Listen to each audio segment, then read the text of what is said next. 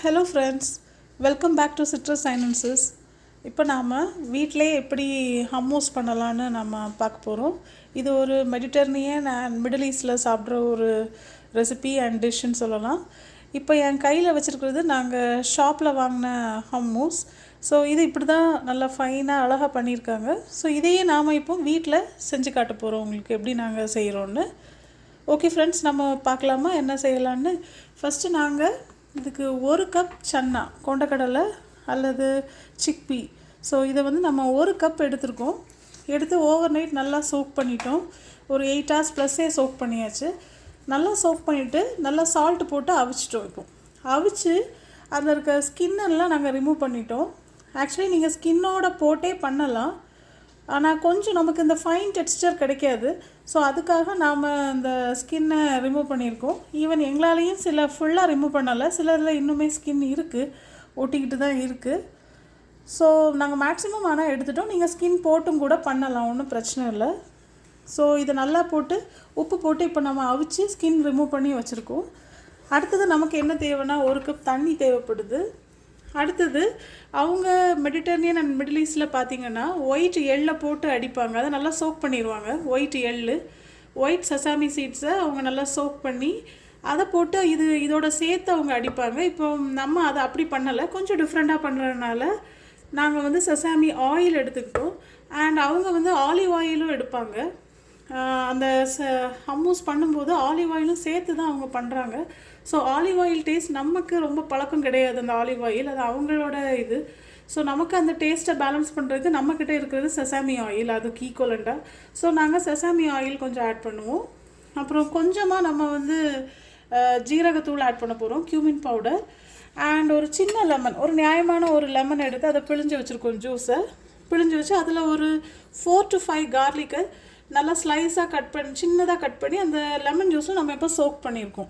நீங்கள் China garlic use பண்ணுறதா இருந்தால் 2 பல் யூஸ் பண்ணால் போதும்.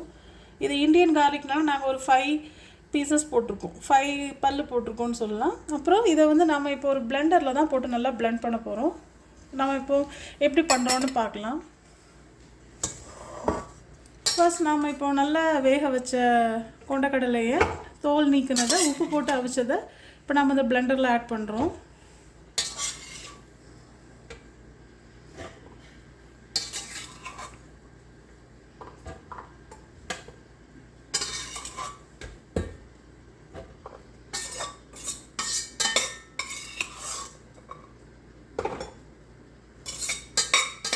பிளெண்டரில் தான் போடணும்னு இல்லை, நீங்கள் மிக்சரும் யூஸ் பண்ணலாம். நாங்கள் பிளெண்டரில் உங்களுக்கு செஞ்சு காட்டுறோம்.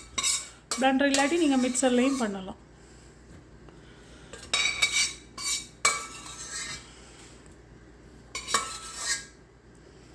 இப்போ நம்ம சிக்பீ ஃபுல்லாக ஆட் பண்ணியாச்சு.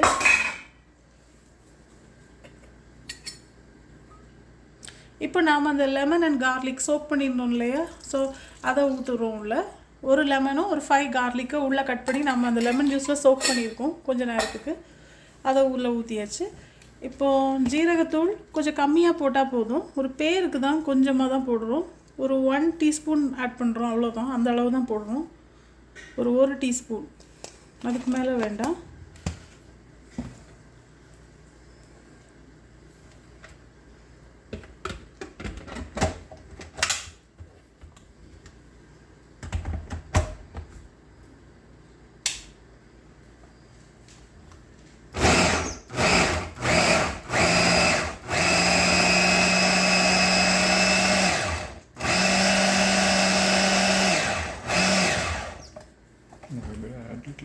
இப்போ நாம் கொஞ்சமாக தண்ணி ஆட் பண்ண போகிறோம், ரொம்ப ஆட் பண்ண வேண்டாம்.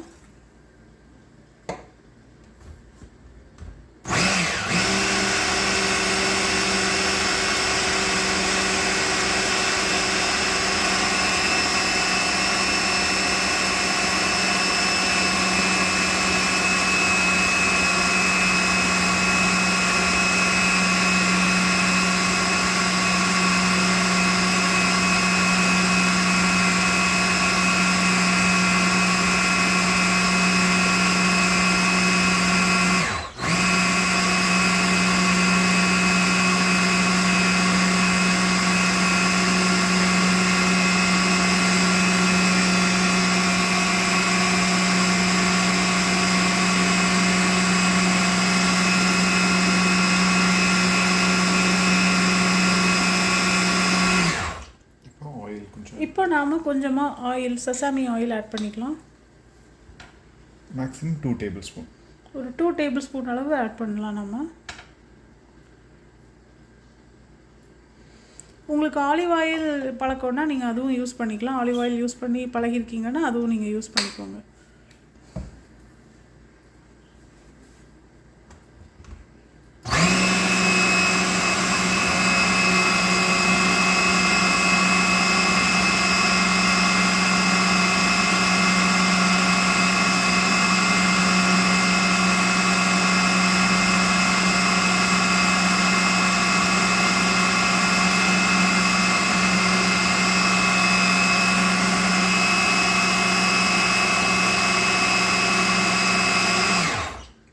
ஸ்பூன் வச்சு உள்ளே தள்ளிடுறேன். ஸோ இந்த எட்ஜஸ் இருக்கிறத நம்ம லைட்டாக ஸ்க்ராப் பண்ணி உள்ளே போட்டு அதுவுமே அரைஞ்சிடும். ஸோ அதை பண்ண போகிறோம்.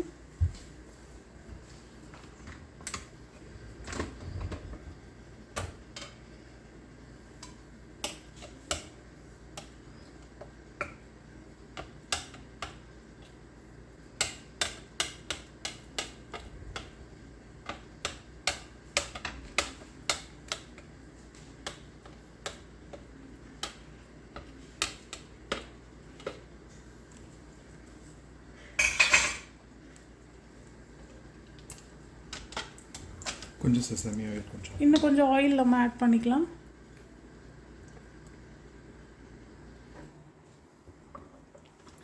இதுக்கு மேலே வேண்டாம்.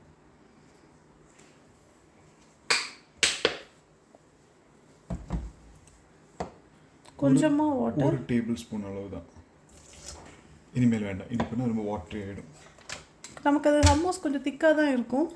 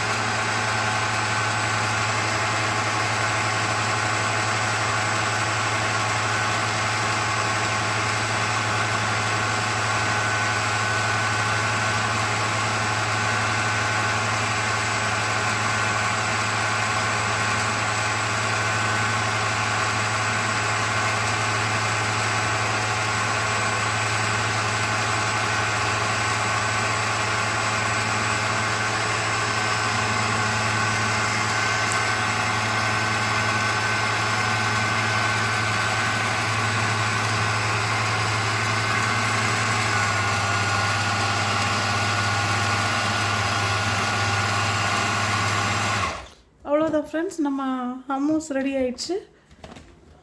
இது எப்படி இருக்குன்னு உங்களுக்கு நான் காட்டுறேன்.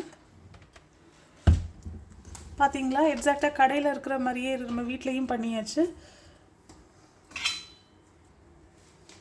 பவுல் எடுத்து வைக்கிறேன்.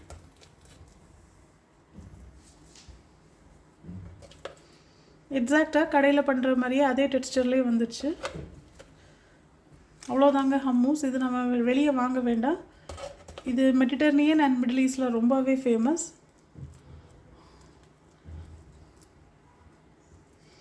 அவங்க சாப்பிடும்போது இது மேலேயும் கொஞ்சம் ஆலிவ் ஆயில் ஊற்றிட்டு அப்படி சாப்பிடுவாங்க. நமக்கு தேவைன்னா நம்மளும் அப்படி சாப்பிட்டுக்கலாம். நம்ம கொஞ்சம் செசாமி ஆயில் கூட ஊற்றிட்டு சாப்பிடலாம்.